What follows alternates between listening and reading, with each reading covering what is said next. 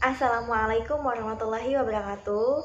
Perkenalkan, saya Ika Mulia Agustin, NPM 1886206019, mahasiswa program studi pendidikan guru sekolah dasar, Fakultas Keguruan dan Ilmu Pendidikan Universitas Muhammadiyah Kota Bumi. Di sini saya akan menjelaskan mengenai roadmap mengenai strategi belajar mengajar. Baik, langsung saja kita buka mengenai penjelasan atau roadmap atau penjelasan dari strategi belajar mengajar. Bisa dilihat di sini ada beberapa alur mengenai dari penjelasan strategi belajar mengajar yang harus kita ketahui. Yang pertama itu adalah konsep strategi pembelajaran. Mengapa konsep strategi pembelajaran itu merupakan inti dari segala sebelum memahami apa itu strategi belajar mengajar itu sendiri? Karena untuk membahas atau mempelajari strategi belajar mengajar lebih lanjut, kita harus memahami terlebih dahulu konsep dari strategi pembelajaran. Baik, kita harus tahu mengenai strategi.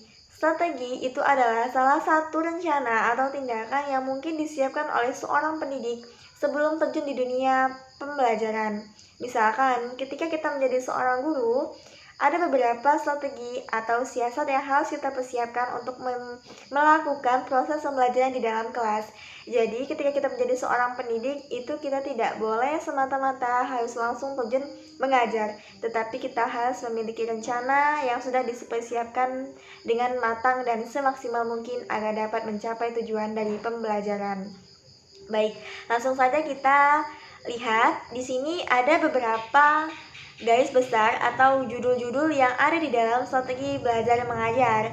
Yang pertama adalah taksonomi variabel pembelajaran. Yang kedua adalah teori, prinsip, dan konsep pembelajaran. Yang ketiga adalah standar proses pendidikan. Yang keempat adalah jenis-jenis strategi pembelajaran. Yang kelima adalah sumber dalam pembelajaran dan pembelajaran induktif dan pembelajaran deduktif. Kita bahas pada part yang kedua atau subjudul yang kedua setelah kita memahami konsep strategi pembelajaran, yaitu adalah taksonomi variabel pembelajaran.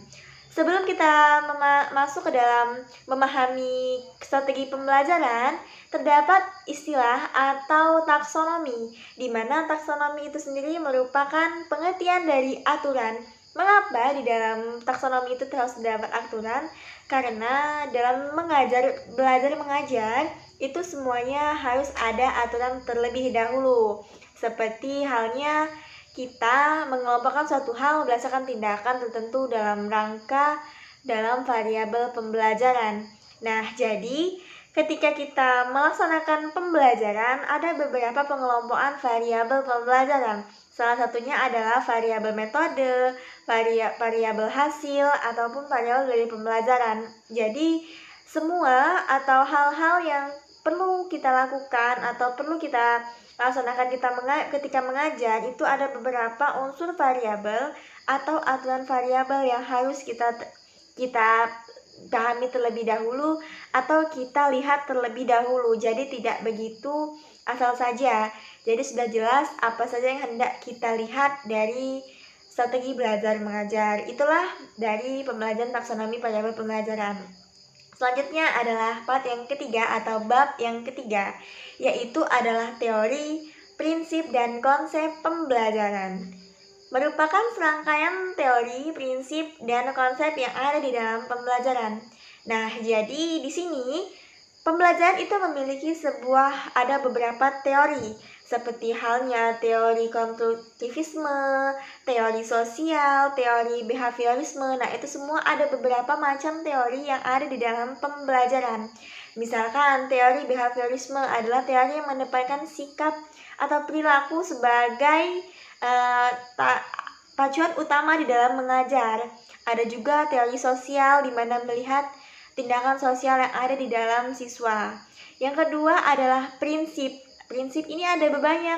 Ada misalkan prinsip memadai, prinsip konsisten, atau prinsip alami. Nah, di sini semua pasti ada beberapa prinsip yang ada di dalam pembelajaran.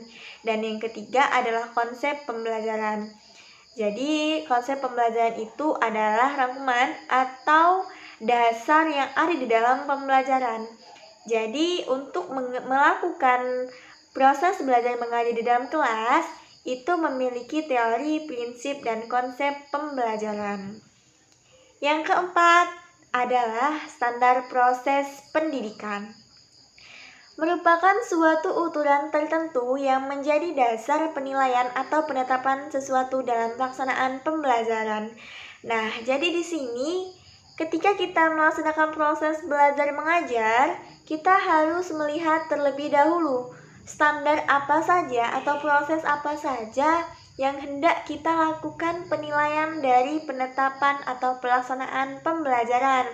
Misalkan kita ada istilah, bukan istilah tetapi memang seharusnya melaksanakan penilaian. Misalkan penilaian sikap, penilaian perilaku, atau penilaian hasil. Nah, itu semua merupakan standar atau proses yang ada di dalam pendidikan. Ketika kita telah memberikan pembelajaran di dalam kelas, ada beberapa penilaian yang hendak kita lakukan untuk melihat sejauh mana batas kemampuan kita ketika mengajar dan batas pemahaman siswa dalam memahami materi yang telah kita berikan kepada siswa itu sendiri. Misalkan mengenai penilaian mengenai afektif, kognitif maupun psikomotorik. Itu semua terdapat standar proses penilaian yang ada di dalam pendidikan, khususnya dalam dunia pembelajaran. Yang ketiga adalah jenis-jenis strategi pembelajaran. Jadi, di sini strategi pembelajaran itu memiliki beberapa jenis-jenis. Salah satunya adalah seperti ekspositori, inquiry, masalah berpikir, atau kontekstual. Untuk ekspositori itu adalah jenis strategi pembelajaran yang mengutamakan mengenai hasil yang berada pada seorang guru. Nah, di sini guru itu berperan sebagai tokoh utama yang terlalu dominan, di mana di sini guru hanya memberikan penjelasan lalu dipahami sendiri oleh siswa. Jadi di sini siswa hanya mendengarkan apa yang hendak diberikan oleh guru. Misalnya kita sebagai seorang siswa, maka kemampuan kita atau tugas kita adalah mendengarkan atau menyimak, memahami materi itu sendiri mengenai dari pemahaman kita sendiri sebagai seorang siswa. Nah, yang keempat adalah yang kelima adalah sumber belajar dalam pembelajaran. Jadi, pembelajaran ini sendiri adalah usaha sadar yang dilakukan secara terencana, sistematis, dan perilaku menetap interaksi mengenai sumber belajar mengajar. Benar sekali, karena ketika kita melaksanakan proses pembelajaran, kita harus ada bahan ajar.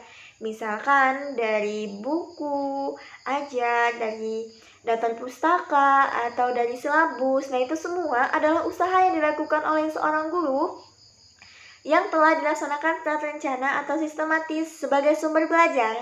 Seperti halnya kita memiliki sebuah buku modul atau buku silabus atau bahan ajar, RPP, dan yang lain-lain. Nah, itu semua harus kita persiapkan untuk memberikan materi lebih mudah, tidak memberikan materi sembarangan, tidak kebingungan materi apa yang harus kita sampaikan hari ini, materi apa yang harus kita sampaikan besok. Nah, itu semua harus disiapkan oleh seorang guru, karena supaya materi yang sudah kita ajarkan itu tidak terjadi kemungkinan kita ulangi atau kita lakukan status menerus hingga kita tidak tahu, tidak ada kemajuan dari pelajaran-pelajaran yang telah kita lakukan kalau tidak ada sumber belajar yang sudah terencana.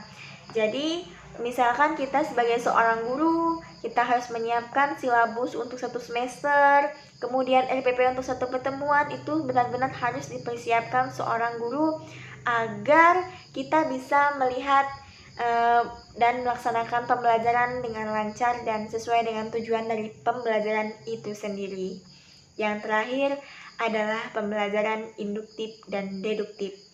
Proses pembelajaran yang berhubungan dengan cara yang dipilih guru dalam proses pembelajaran dan pembelajaran induktif ataupun deduktif. Jadi, pembelajaran itu memiliki 2 jenis. Yang pertama adalah pembelajaran induktif dan deduktif. Pembelajaran induktif itu sendiri merupakan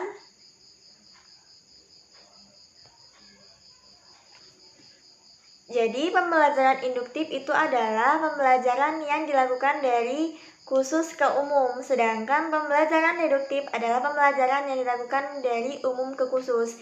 Biasanya, pada pembelajaran induktif, itu guru cenderung menjelaskan mengenai topik-topik yang akan diperlihatkan oleh siswa. Selain itu, pada pembelajaran deduktif, itu guru biasanya cenderung memperlihatkan mengenai cara-cara langsung ke dalam kegiatan yang berhubungan dengan aktivitas-aktivitas siswa. Jadi, itulah dia penjelasan dari mengenai bab maupun subbab yang ada di dalam strategi belajar mengajar. Terima kasih. Saya Ika Mulia Agustin, mohon maaf apabila penjelasan mengenai strategi belajar mengajar terdapat kesalahan dan terdapat kekurangan. Saya akhiri. Wassalamualaikum warahmatullahi wabarakatuh.